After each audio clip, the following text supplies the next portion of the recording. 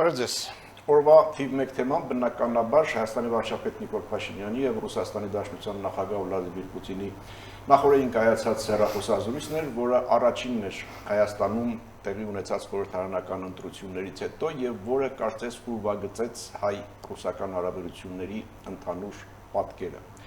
Հատկանշական է, որ Ռուսաստանը դեռևս չի շնորհավորել Հայաստանի վարչապետին Հայաստանում կայացած խորհրդարանական ընտրություններում տարած հաղթանակի առիթով Ռուսաստանը ոչ միայն չի վերացնում, այլև շարունակում եւ խորացնում է Հայաստանի նկատմամբ կիրառվող տնտեսական սահմանափակումները։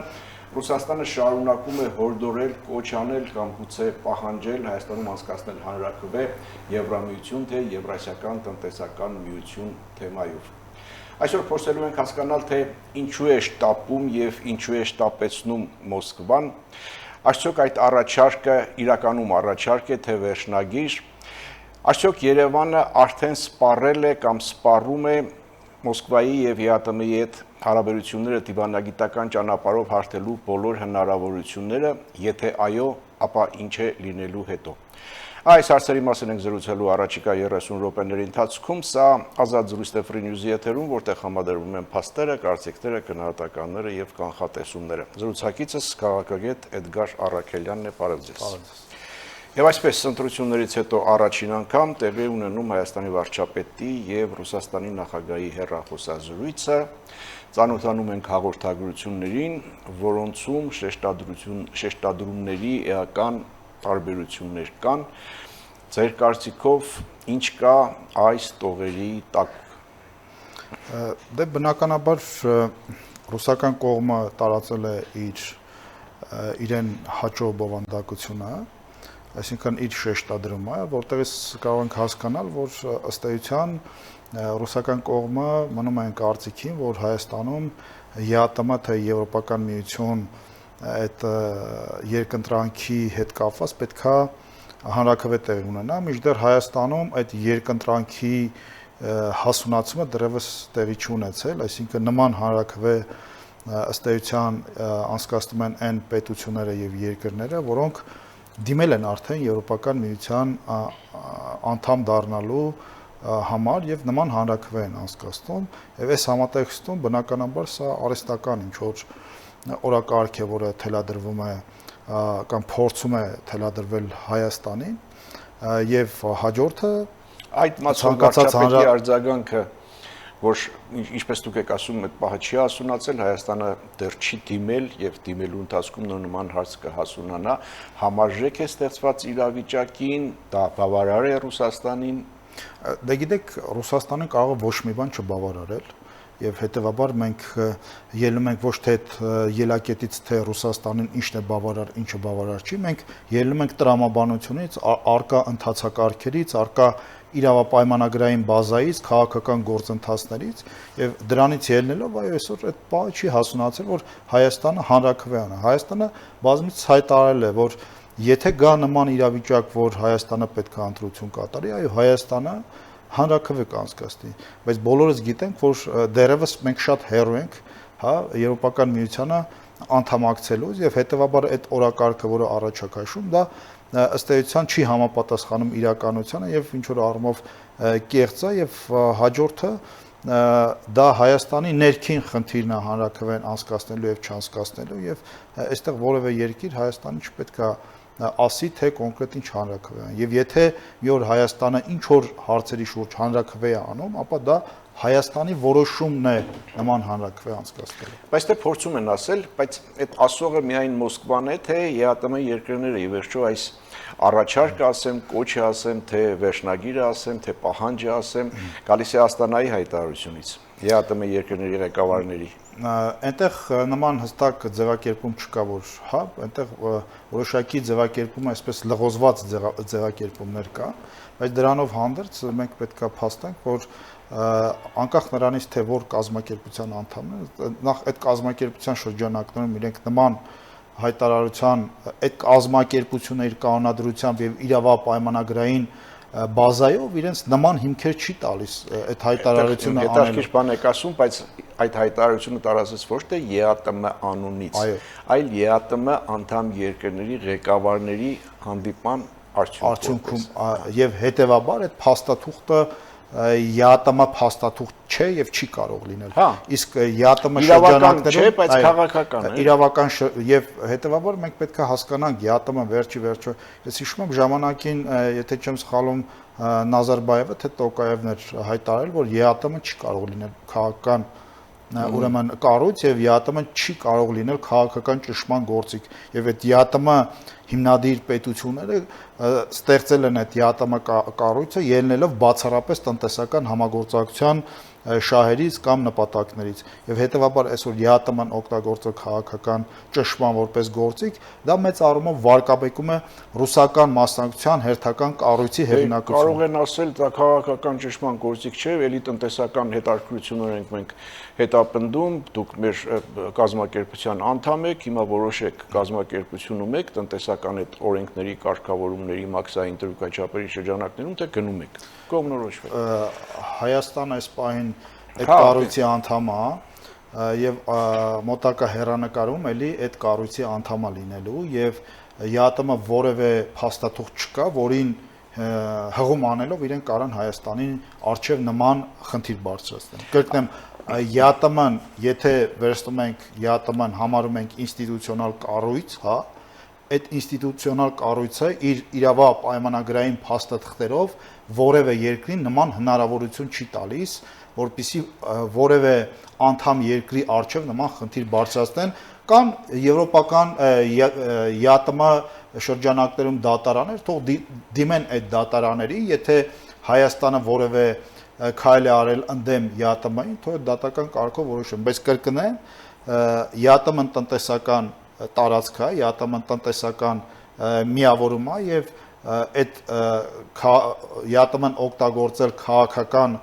աշխարհաքաղաքական նպատակներով ճնշում գործադրել որևէ անդամ երկրի նկատմամբ դա բացառապես վարկաբեկելու է հենց այդ ԵԱՏՄ-ի հեղինակությունը։ Այսինքն, եթե Մոսկվան որպես լոկոմոտիվ ստեղծել է այդ կառույցը, աշխարհը տեսնում է, չէ, Մոսկվան ստեղծել էր ՀԱՊԿ-ն, որ պետքա իր անդամ երկրների անվտանգությունը ապահովել, բայց առնվազն Հայաստանի օրինակով մենք տեսանք, որ այդ կառույցը առնվազն հեղինակազրկվեց, չկատարեց իր բուն պարտականությունները եւ այսօր այդ կառույցը փաստացի գոյություն չունի։ Հաջորդը եւ դրա պատճառը ոչ թե Երևանն էր, այլ Մոսկվան էր, այսինքն եւ ՀԱՊԿ այլ անդամ պետությունները, որոնք փաստացի չկատարեցին իրենց պայմանագրային պարտավորությունները։ Հիմա Հայաստանն է այստեղ մեղավոր, թե Հայաստանը մեղավոր չէ։ Հաջորդը ԵԱՏՄ-ն է։ Հիմա եթե Մոսկվան իր նախաձեռնությամբ ընդդեմ ԵԱՏՄ բոլոր կարգավորումների փակում է հայկական ապրանքների, այսինքն տնտեսական միությունը, միավորումը դա դրա հիմքում ընկած է նաև ու նախ եւ առաջ ապրանքների ազատ տեղաշարժը։ Եթե մենք արհեստական խոչընդոտներ ենք ստեղծում, ապա դա նշանակում է փաստացի գոյություն չունի այդ տնտեսական միավորը։ Դուք այս մեկնաբանությունների հիմքում դնում եք ԵԱՏՄ կանոնադրությունը, հա, ավելի շատ իրավական հարթության մեջ եք կարդում, ասում եք, որ ԵԱՏՄ-ն իրավունք չուներ, ես էլ ասում եմ, որ ԵԱՏՄ-ն իրավունք չուներ, ԵԱՏՄ երկրների ղեկավարները պարզապես հավաքվել են եւ հայտարարություններ, բայց գետնի վրա ինչ ունենք, այդ հայտարարությունը, Աստանայի հայտարարությունը, որի վրա հիմնվում է արդեն Ռուսաստանի նախագահի այս շարունակական պնդումները, դա սահմանափակեց Հայաստանի արտաքին քաղաքականության մանևրի դաշտը։ Ոչ, ես չեմ կարծում սահմանափակեց, կրկնեմ այդ հայտարարությունը որևէ նշանակություն չունի Հայաստանի Հանրապետության համար։ Ես կարծում եմ, որ Մոսկվան այդ համաժողովի ընթացքում ըստ էության կոպիտ ասած քերեց այդ հայտարարությունը, որ ինչ որ այսպես փաստարկներ ունենա, բայց այդ փաստարկները բացառապես սուբյեկտիվ են եւ որևէ աղերս չունեն իրականության հետ։ Ակնհայտ է, որ Հայաստանում տեղի ունեցել ներքաղաքական զարգացումներ եւ դա օգտագործվել է գործիք Հայաստանի վրա լրացուցիչ ճնշում բանացնելու համար, բայց այդ ճնշմանը հակազդել է Հայաստանի Հանրապետության քաղաքացին իր ընտրությամբ եւ այդ ընտրության հետ պետքա հաշվի նստեն եւ հարգեն։ Այս պահանջը, ասեմ, թե հորդորը Մոսկվայի համար կարմիր գիծ է, թե պարզապես թանկացնում է իրեն եւ ԵԱՏՄ-ին։ Ես կարծում եմ, որ չգիտեմ դա պահանջ կլինի, թե հորդոր կլինի, իմ անձնական տեսակետը, որ Հայաստանը չպետք է տուրք տա այդ ճնշումներին, քանի որ այստեղ դրված է պետականության խնդիրը, մենք բոլորս գիտենք, թե ամենը ինչի համար է արվում եւ անկախ նրանից այդ ապրանքները կարտահանվեն ռուսական շուկա չեն արտահանվի, մեր համար թերևս մենք պետքա որոշում կայացնենք, հա, մեկ կարևոր հանգամանքի շուրջ մենք ուզում ենք պետություն, ինքնիշխանություն, պետականություն ունենալ, թե նախկինի նման ունենանք ֆորմալ ինչ-որ ղեկավարներ երկրի, որոնք ըստ էության երրորդ երկրի դրածոներն են կամ տեղապահներն են Հայաստանի Հանրապետությունում։ Ես կարծում եմ, որ հունիսի 7-ի ընտրություններով մենք այդ որոշումը կայացրել ենք։ Հունիսի 7-ի ընտրություններով, երբ որ այդ ընտրություններում բացարձակ հաղթանակ տարավ քաղաքացիական պայմանագիր կուսակցությունը, Հայաստանի Հանրապետության քաղաքացիները որոշում կայացրեցին դրանով, որ իրենք ուզում են ունենալ պետություն, ինքնիշխանություն, անկախություն եւ եթե այս պատմական ժամանակահատվածում մենք պետք է ինչ-որ կարճ ժամանակահատվածում պետություն ունենալու համար վճարենք, այսինքն մի քանի կիլոգրամ ռուսական շուկայում չիրացված լոլիկ, ապա մենք պետք է այդ գինը վճարենք։ Իսկ ես համոզված եմ, որ նրանք, ովքեր այդ որոշումը կայացրել են հունիսի 7-ին, նաև հասկացել են, որ այո, մենք կարող է կարճաժամկետ հեռանկարով նաև այսպիսի բարդությունների առաջ գնանք եւ մեր քաղաքացիները, մեր հասարակությունը, ես համոզված եմ դրան պատրաստ է։ Ավելին նշեմ, ես տարբեր հանդիպումներ ունեցել եմ մեր արտադրողների հետ, գյուղացիների հետ, ովքեր աճեցնում են այդ մշակաբույսերը եւ ես պետք է նաեւ իմ շնորհակալության խոսքը հայտնեմ այդ մարդկանց, ովքեր չի հանդիպել որևէ մեկը, ով տրտնջա այդ հանգամանքից, լավ հասկանալով, որ այստեղ ոչ թե մեր կառավարությունն է վատ աշխատել, որ նման խնդիր է առաջացել, այլ ընդհակառակը մեր կառավարությունը ցանկանում է ունենալ անկախ ինքնիշխան պետություն, դրան փորձում են խոչընդոտել երրորդ երկրները եւ նրանց տեղապահները Հայաստանի Հանրապետությունում եւ այդ մարդիկ այո ասում են, այո, այս ժամանակահատվածում եթե անհրաժեշտ է մենք մեր լոլիկը էժան կծախենք կամ չենք ծախի ռուսական շուկաներում, բայց արդյունքում մենք կունենանք ամենակարևորը պետությունը եւ պետականությունը եւ ստրկական կարգավիճակում չենք ապրի որևէ երրորդ երկրների եւ նրանց դրածոների տիրապետության ներքո եւ սրա համար ես շնորհակալություն եմ հայտնում մեր քաղաքացիներին։ Բայց էլի վերադառնալով ԵԱՏՄ-ի հետ հարաբերությունների հարցին Ռուսաստանի եւ ԵԱՏՄ-ի անդամ երկրների ղեկավարների հայտարարությանը, եթե շատ փորձենք իրենց դիրքից նայել, այդտեղ ռացիոնալ ինչ-որ բան տրամաբանություն չկա, ինչ են ասում են երկու աթոռի վրա չեք կարողանալու նստել։ Հիմա դուք այստեղ եք, ԵԱՏՄ-ում եք, եւ մենք թույլ չենք տա, որպեսզի դուք օգտվեք ԵԱՏՄ առավելություններից, փող աշխատեք եւ հայացքներդ ուղղեք եւ քայլեր անեք դեպի Եվրամիություն։ Մի հարց տամ, Սերբիան ԵՄ անդամակցության տեխնացու պետությունը, չէ՞, ունի Եվրոպական միության հետ ազատ այդ տնտեսական գոտու մեջ է, չէ՞, Սերբիան, որը նաև Ռուսաստանի բարեկամ երկիր է։ Բայց Սերբիան նաև ազատ տնտեսական հարաբերությունների պայմանագիր ունի նաև ԵԱՏՄ-ի հետ, չէ՞։ Այսինքն այդ ոնց է ստացվում, որ Սերբիան կարող է լինելով այդ գոտու անդամ, Հայաստանը լինելով ԵԱՏՄ անդամ չի կարող Եվրամիության հետ առևտուր անել կամ հարաբերություններ զարգացնել։ Որտեղ է տրամաբանությունը։ Այսինքն սա նշանակում է, որ ինչ որ մեկը որոշել է, որ Հայաստանը եւ հայ ժողովուրդը պետքա շարժվի այնպես, ինչպես ինքն է ուզում, բայց այդպես չի լինում։ Այսինքն սա վերջնագիր է։ Ես չգիտեմ դա վերջնագիր է, բայց թե վերջնագիր չէ, բայց սա այդ ձեր ասած ռացիոնալության շրջանակներում չի տեղավորվում։ Ես արդեն օրինակը բերեցի եւ ելի օրինակներ կան, որոնք նույն Հնդկաստանը, հա, որ ելի ունի Եվրոպական միության հետ նմանատիպ հարաբերություններ, բայց բայց ունի նաև ըստ էության ԵԱՏՄ-ի հետ այդպիսի ուրեմն ազատ տնտեսական հարաբերությունների փաստորեն փաստաթղթ։ Սա նշանակում է, որ այստեղ խնդիրը Հայաստանը, այստեղ խնդիրը այդ հանգամանքը չի, որ դրանք անհամատեղելի են։ Այդ երկրների օրինակը ցույց է տալիս, որ ԵԱՏՄ անդամ լինելը հնարավորություն է տալիս նաև Եվրամիության հետ բարիդրացիական հարաբերություն ունենալ եւ ազատ առևտուր անել եւ հակառակը ԵՄ ազատ տնտեսական միության մեջ գտնվելով հնարավոր է նաև ԵԱՏՄ-ի հետ գտնվել ազատ տնտեսական հարաբերությունների մեջ։ Այստեղ կրկնում եմ, խնդիրը քաղաքական է, իռացիոնալ է, որը ես կարծում եմ չի բխում Ռուսաստանի տարածաշրջանային քաղաքականության շահերից, որքան էլ իրենք փորձեն դա, չգիտեմ, մեկնաբանել, քանի որ կյանքը ցույց է տվել, այո, Ռուսաստանը թե իր շուկայի գործիքները եւ թե նավթագազային գործիքները օգտագործել է իր գործընկերների դեմ, դա լինի Արևելյան Եվրոպայի երկրները, մեր Բալթյան երկրները, ուրեմն Ուկրաինան, Մոլդովան, Վրաստանը, բայց արդյունքը մենք ինչ ենք տեսել, որ այդ բոլոր երկրները այսօր հեռացել են Ռուսաստանից, ավելին ասեմ, նրանք ովքեր հեռացել են, շատ ավելի լավ են ապրում, քան տարբեր երկրների պարագայում հազար ու մի հանգամանքներ կան, որոնք փոխում են իրավիճակը, փոխում են հնարավորությունը, փոխում են հնարավորությունների սահմանները։ Հիմա մենք ունենք այն իրավիճակը, որ ունենք եւ ունենք այն կախվածությունները, որ ունենք Ռուսաստանից, հարցը այն է, թե դատելով այս իրավիճակից շարունակվող տնտեսական սահմանափակումներ, չշնորհավորել, անընդհատ կրկնել, թե հանրաքվե անցկացրեք եւ այլն եւ այլն։ Սա ինչի մասին է խոսում, արդյոք Երևանը սպառել է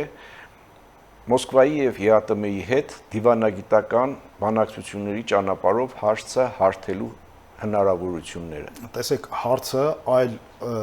հարթություն չի կարող լինել, այս հարցը այո պետք է լուծվի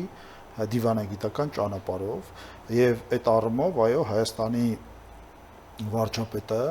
բոլոր հնարավոր ջանքերը գործադրում է։ Դուք գիտեք, որ Պուտինի հետ հեռախոսազրույցից առաջ նաեւ այց կատարվեց Ռուսաստանի Դաշնություն եւ հանդիպում այն ժամանակ էլ Միշուստինի հետ, հա, վարչապետի հետ Ռուսաստանի Դաշնության, այսինքն Հայաստանը իրենից կախված բոլոր քայլերը անում է։ Հասկանալի է, Հայաստանը իրենից կախված բոլոր քայլերը անում է։ Հարցն այն է, թե այդ քայլերը որքանով են լուծում բերում, այսինքն սպառվել են հնարավորությունները։ Ես դες մի օրինակ բերեմ։ Փոքր դատարից հետո կվերադառնանք վարքյաններ անց։ Հիշեցնեմ, սա Ազատ զրույցն է Free News-ի եթերում, ես զրուցում եմ քաղաքագետ Էդգար Առաքելյանի հետ, մենք խոսում ենք հայ-ռուսական հարաբերությունների, Փաշինյան-Պուտին հեռախոսազրույցի մասին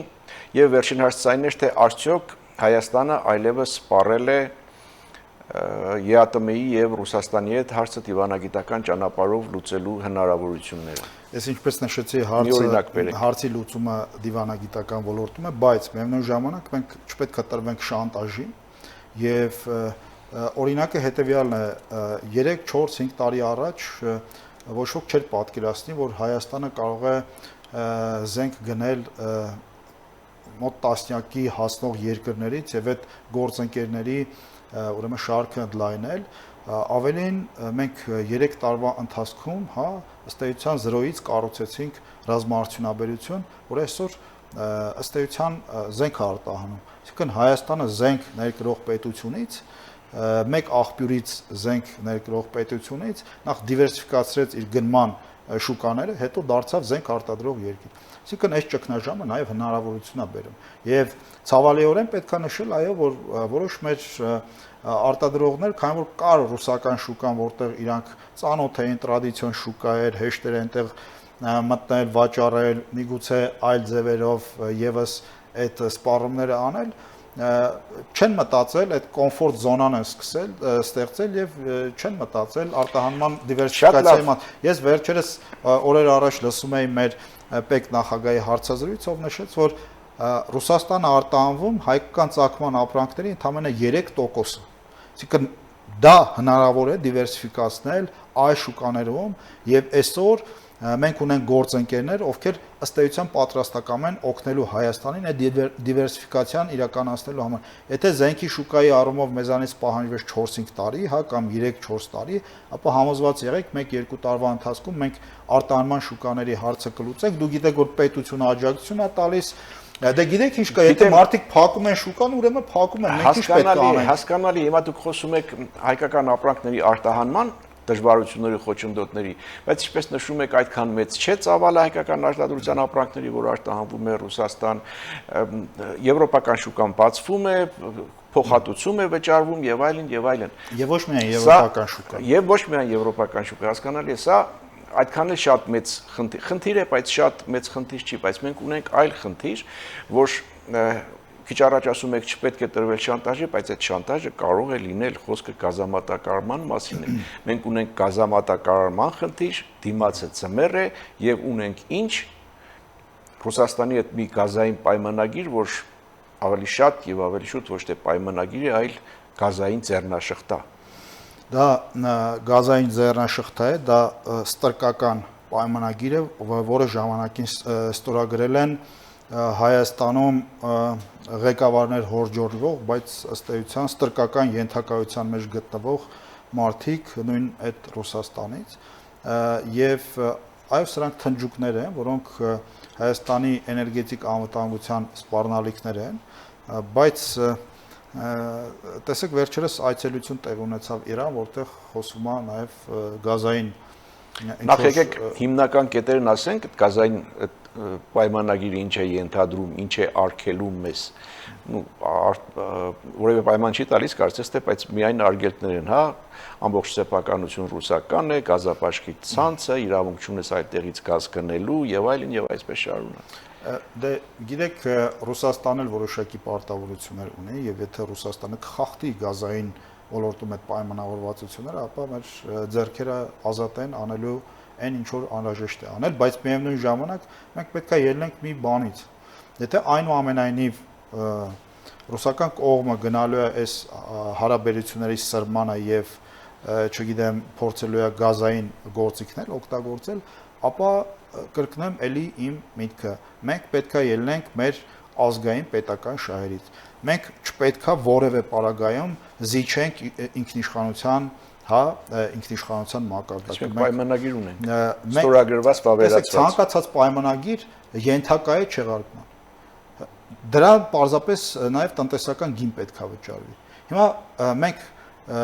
մեր պետականության գինը եւ այդ տնտեսական գինը պետքա համեմատենք։ Իհարկե պետականության գինը անհամեմատելի է այդ տնտեսական վճարվելի գնի։ Եվ մենք պետքա պատասխանենք։ Բայց կարող է ահռելի գումարներ լինել։ Ով ասեց։ Դրանք դատական կարգով են վիճարկում եւ դեռ պետքա ըստ էության դատարանում ապացուցել, որ Հայաստանի մեղքով է այդ ամենը ուրեմն տեղի ունեցել։ Այնպես որ միջազգային դատարաններ կան, որտեղ այդ հարցերը պետքա քննարկվեն։ Ինչ կանի Ռուսաստանը, եթե մենք փորձենք չեղարկել այդ պայմանագիրը, ինչ տարբերակներ։ Նախ Հայաստանը մտադիր չի չեղարկել այդ պայմանագիրը եւ Հայաստանը, ինչպես տեսնում եք, շարժումը նման պետական կառավարման հանձնել եւ այդ ցանցը,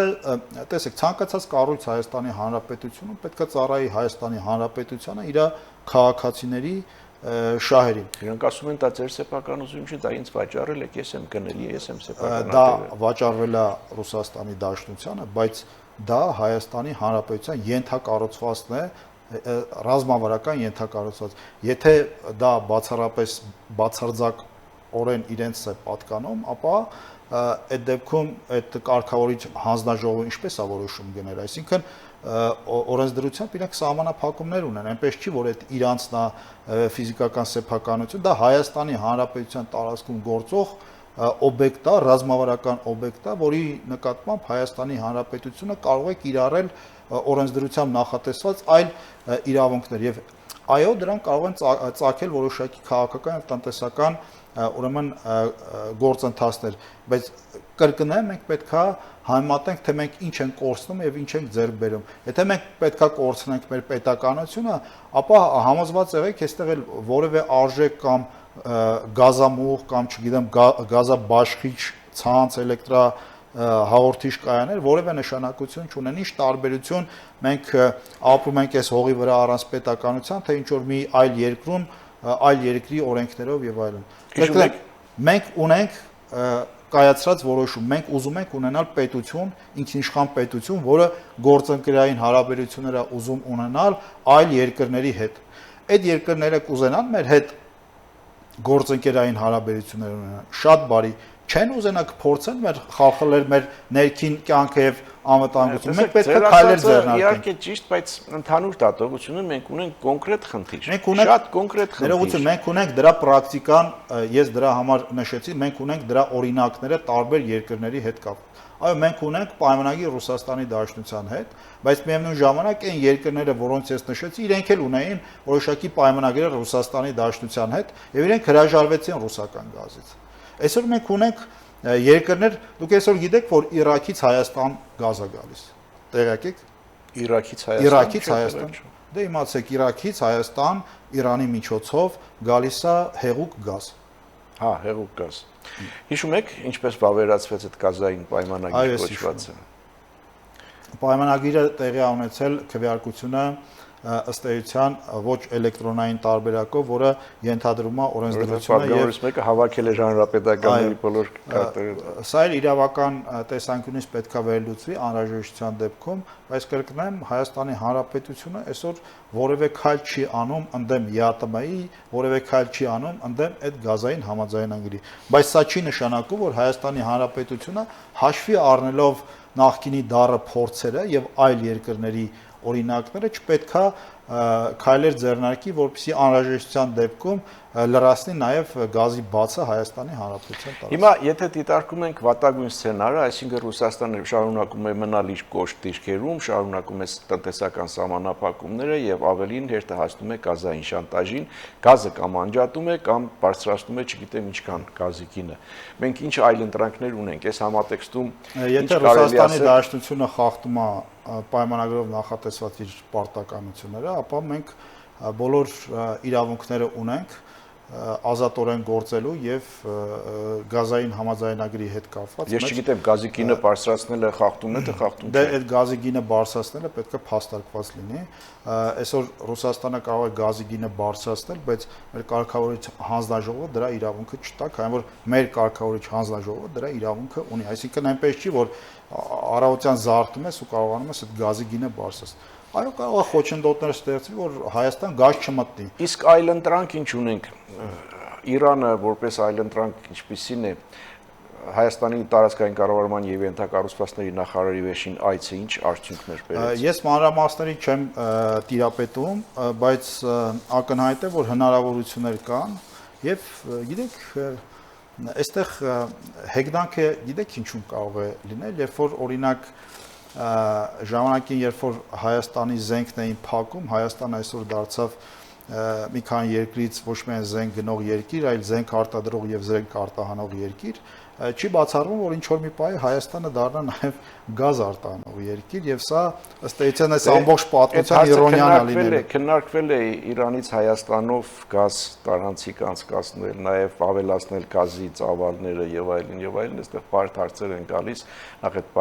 գազի պաշտման ցանցի սեփականության հետ կապված, հետո Ռուսաստանի հնարավոր քայլերի հետ կապված։ Ունենա սեփականություն գազի պաշտման, դա բացառիկ մոնոպոլիա է, հա։ Չի նշանակում, որ դու այդ սեփականատերը իրավունք ունի արգելելու այդ խողովակաշարով գազի տարանցումը, հա։ Այսինքն այս տարբեր բաներ են եւ հետեւաբար այստեղ մենք պետքա այո, եթե Հայաստանը խախտում է այդ պայմանագրով նախատեսված կետերը այլ երկրից օրինակ գազաբերում իր ներքին սպառման համար, Ռուսաստանը կարող է ասել օրինակ խախտել այս պայմանագիրը, ես կամ գազ չեմ տալիս կամ բարձրացնում եմ։ Բայց Գազպրոմը իրավունք չունի փակելու այդ ուրեմն գազաբաշխիչ կայաններ եւ ասի ես գազ չեմ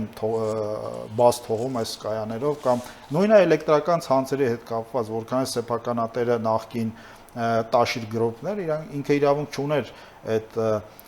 չընդունել օրինակ արևային էլեկտրակայաներից տրվող էլեկտրաէներգիա։ Լավ, ինչպես ասում են, այս խմորը դեռ շատ ջուր քաշի եւ մեր զրույցի վերջում բլից հարցեր, կարճ պատասխաններ։ Գազի գինը կբարձրանա մինչև տարեվերջ, այո թե ոչ։ Կարծում եմ ոչ։ Իրանական գազը իրական այլընտրանք է թե ոչ։ Ես կարծում եմ իրանական գազը մեր իրական այլընտրանքներից մեկն է։ Իրանը պատրաստ է ռիսկի գնալ Ռուսաստանի հետ հարաբերություններում եւ Հայաստանին գազ տալ։ Այսօր Ռուսաստանը ավելի մեծ կախվածություն ունի Իրանից, քան Իրանը Ռուսաստանից, հետեւաբար Իրանը ազատորեն կարող է գործել ինչպես եւ գործում։ Եվրամիության անդամակցության հանրաքվեն կանցկացվի 2026 թվականին ԵՄ թե ԵԱՏՄ։ Ոչ չի անցկացվի։ Գազային պայմանագիրը հնարավոր է չեղարկել առանց լուրջ ռիսկերի։ Դե գիտեք, դա մեծ պայմանագիր է եւ ռիսկեր կան, այդ ռիսկերը պետք է գնահատել եւ եթե մենք հասել ենք այն կետին, որ սա այլևս ազգային անվտանգության հարց է, ապա մենք պետք է մտածենք մեր ազգային անվտանգության մասին։ Կարճ խնդրում եմ, ԵԱՏՄ-ից դուրս գալը կհանգեցնի Հայաստանի տնտեսական կոլապսի։ Ոչ, տնտեսական կոլապսի չի հանգեցնի, կարճաժամկետ տնտեսական խնդիրների կհանգեցնի։ Նոր ձևավորված ազգային ժողովը կաշխատի իր ամբողջ 5 տարին։ Այո, կաշխատի։ Քաղաքականաշունը կտեղափոխվի փողոց։ Հաշվի առնելով թե ինչպիսի ընտրազանգված կամ աջակցություն կա, մենք կարող ենք տեսնել այն տրադիցիոն 3-ից 5000 մարդկանց հավաքները փողոցում եւ ոչ ավելի։ Մեկ բառով ինչ է սպասում հայ-ռուսական հարաբերություններին առաջիկայում։ Հայ-ռուսական հարաբերությունները թեվակողել են բարդ եւ տրանսֆորմացիոն ժամանակահատված եւ ես հույս ունեմ, որ դա Ռուսաստանում